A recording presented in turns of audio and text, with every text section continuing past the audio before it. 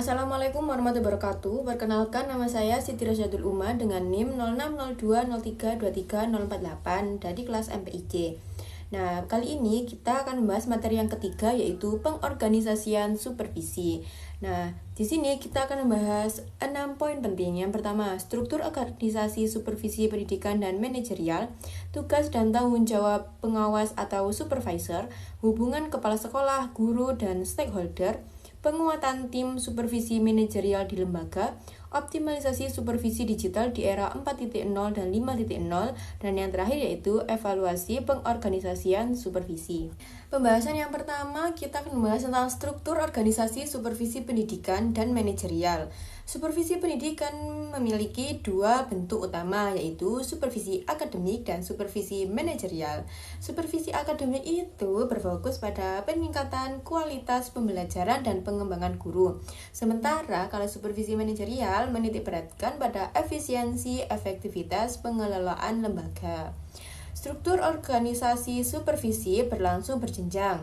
Yang pertama yaitu ada tingkat pusat. Kementerian Pendidikan dan Kemenak menetapkan kebijakan dan standar nasional. Kemudian tingkat provinsi dan kabupaten atau kota. Dinas Pendidikan mengawasi pelaksanaan di lapangan. Dan yang terakhir tingkat sekolah. Nah, kepala sekolah menjadi penanggung jawab utama supervisi internal, dibantu oleh wakil kepala bidang, guru, dan komite sekolah. Kemudian tugas dan tanggung jawab pengawas supervisor.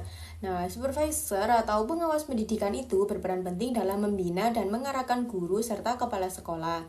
Dalam supervisi akademik, tugasnya meliputi membina guru dan menyusun perangkat pembelajaran, mengawasi proses belajar dan mengajar, memberikan umpan balik, mengembangkan profesionalisme guru, dan menilai kinerja guru.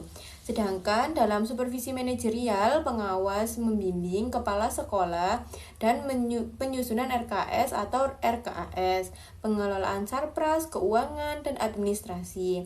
Tanggung jawab utama mereka yaitu mencakup peningkatan mutu pendidikan, profesionalisme guru, serta pengawasan implementasi kebijakan pendidikan seperti kurikulum merdeka dan digitalisasi sekolah. Kemudian hubungan kepala sekolah, guru, dan stakeholder. Hubungan antara kepala sekolah, guru, dan stakeholder menjadi kunci keberhasilan supervisi. Kepala sekolah itu berperan sebagai fasilitator dan jembatan komunikasi antara guru, orang tua, dan masyarakat. Kolaborasi yang baik akan meningkatkan keterlibatan stakeholder, membangun kepercayaan dan dukungan jangka panjang, memfasilitasi kolaborasi efektif antar pihak, dan mendukung pengembangan profesionalis guru. Dengan demikian, lingkungan sekolah menjadi lebih partisipatif, terbuka, dan berorientasi pada peningkatan mutu. Kemudian ada penguatan tim supervisi manajerial di lembaga. Penguatan tim supervisi manajerial bertujuan untuk apa? Nah, itu untuk menjamin pelaksanaan program sekolah berjalan secara efektif. Langkah-langkah strategis yang dapat dilakukan itu ada menyusun struktur organisasi supervisi yang jelas. Kemudian meningkatkan kompetensi supervisor melalui pelatihan atau workshop.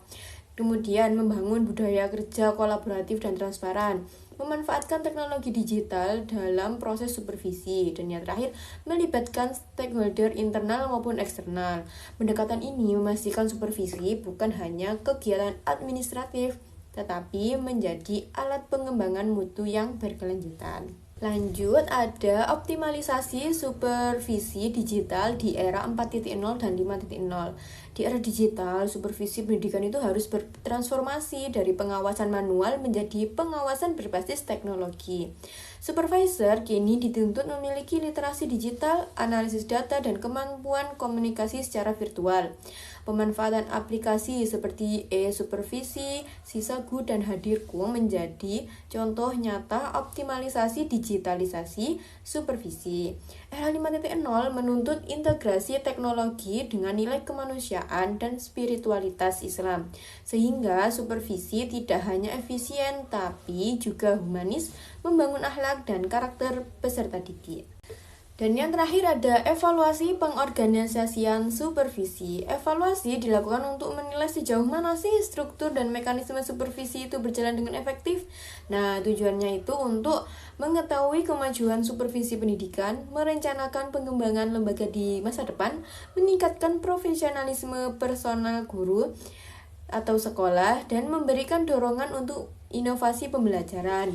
Nah, langkah-langkah evaluasi itu mencakup apa aja? Yang pertama, merumuskan tujuan evaluasi, menentukan alat ukur, menyusun instrumen, mengelola hasil evaluasi, menarik kesimpulan, dan melakukan tindak lanjut atau follow up. Evaluasi yang berkelanjutan akan menjadikan supervisi sebagai sarana peningkatan mutu yang nyata, bukan hanya formalitas. Nah, dari beberapa penjelasan tersebut kesimpulannya apa sih? Nah, bahwa pengorganisasian supervisi yang efektif itu merupakan fondasi penting bagi peningkatan mutu pendidikan. Supervisi yang terstruktur, kolaboratif, dan berbasis teknologi akan menghasilkan lembaga pendidikan yang profesional, adaptif, dan berkarakter. Nah, sekian dari penjelasan pada materi kali ini. Kurang lebihnya mohon maaf. Wassalamualaikum warahmatullahi wabarakatuh.